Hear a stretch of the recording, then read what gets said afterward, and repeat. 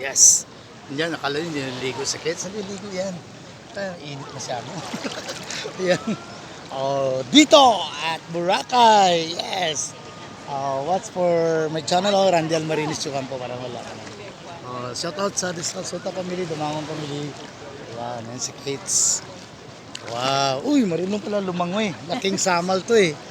May lahi to badyaw si Kids. Tingnan mo yung buhok niya, brown. Actually, Bicolana to siya. Magayon. Magayon digdi sa Boracay. Oh, yan. Ang babae, agong din. Lalaki, agong din. Sa Bicol, ang aso sa kanila, sa Ilonggo, sa Kraya, ayam. Sa aton, ayam, Japon. Uy, do. Ayan. Ayan. Pero ang lapit, bastos yan sa kanila. Tintin yan ng lalaki. Yung buli, yung tik-tik yan. Kaya, bastos yan sa kanila. May term na, hindi ba, bastos ba? Ayan, hindi magkano. Sa Bisaya rin, yung bulbul, yung sa Ilonggo, bulbul, pero sa kanila yan, wala, bastos pala yan, pubic hair pala yan. Kaya, ingat din tayo sa mga ano. Yan ang God's creation, so amazing masyado. Daming lahi, daming kulay, daming forma ng ilong, daming salita, no? Worldwide. Iba-ibang salita. Yan ang ano sa Torre of Babel. Yan ang pinto sa biblical, no? Hindi magkaintindihan kasi gusto nila maabot ang langit, abutin lang, hindi makayang power ng Diyos. Hindi yan puto. Sige, puto, gusto mong puto, picture ko yan. Sige, Harry, do you want? Dito ka tingin.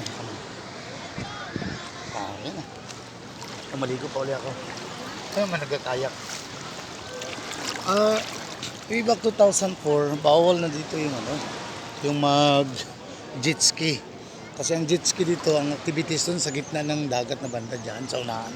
Kasi may isang Japanese national noon na tamaan yung ulo niya. Dito malapit sa beach line. Pag sisid niya, pagluta niya, tamaan yung ulo, namatay yun. Kaya yun nung nag-start, nag-umpisa na, bawal na dito yung jet ski. Kasi delikado, very risky sa mga swimmers, mga tourists natin.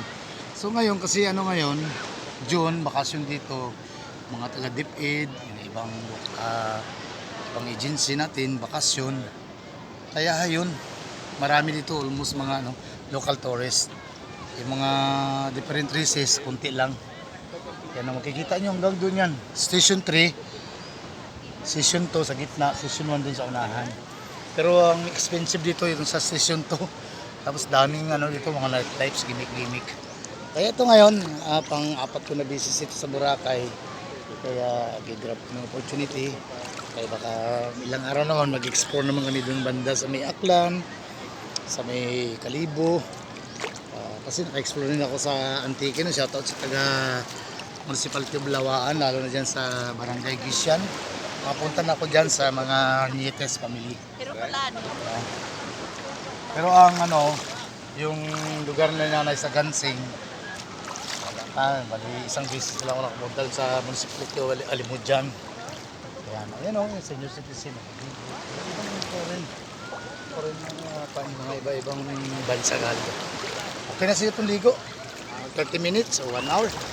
Sabi, nabasa na ako. Ayan, maalat pa rin tubig dito. Kung malamis-lamis na, diabetic yung pa naliligo.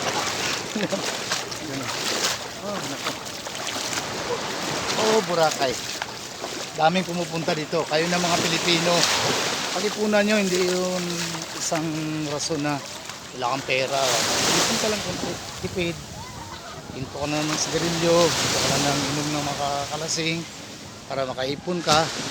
Pasal-pasal ka ng ibang lugar. Ang Coron lang, hindi ko pa napasalan ba? Dapat pasalan ko rin yung Coron.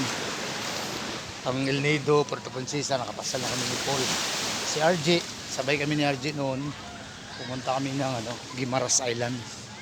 Guimaras City, yung sakop ng yan. Panay Island pa rin, sakop pa rin ng Visayas.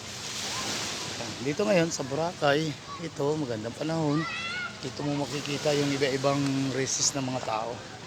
Ayan. Ayan sa background sa likod.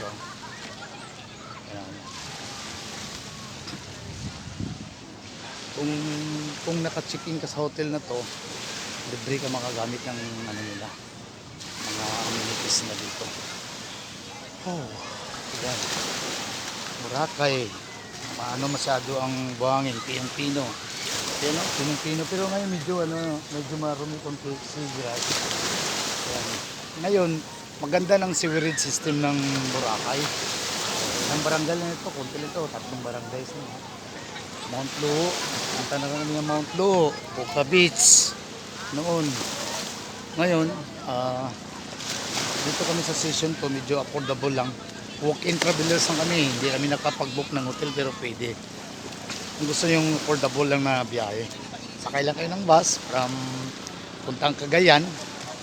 Tapos yung Cagayan, barko na lang kayo, papuntang Iloilo, bus naman kayo, series bus, 500 lang ang pamasahe from Tagbak Terminal.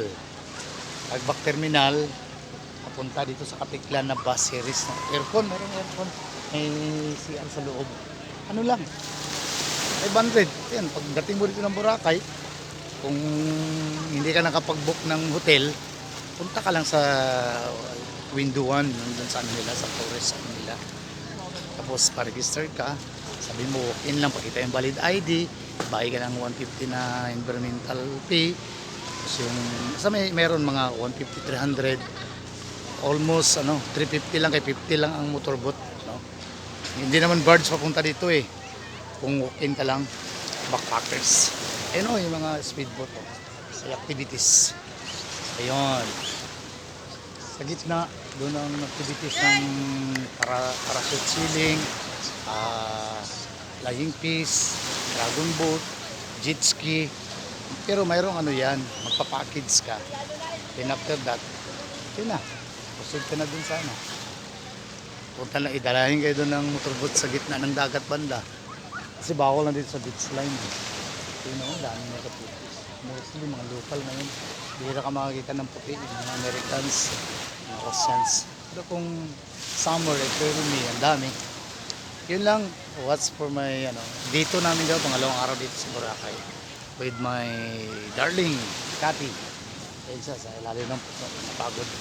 Yun lang, bye-bye, God bless. Thank you for watching. Subscribe, share, and like, for, information. Kasi ang plano ko ng tong YouTube channel ko, Randel Marines yung kampo, hindi lang hindi sana to, pang talaga makamonetize, to save lang mga videos, may mga pictures, kasi kunti lang ang memory card ng natin, ng cellphone. Murahin lang cellphone natin, no? Thank you sa nag-sponsor ng cellphone ko dati, Galaxy Note to, kay Pani na Jokampo, si Blessy, yung kay Pani, ibigay Galaxy Note to, saka iPhone 7, kay Blessy itong isa, Realme.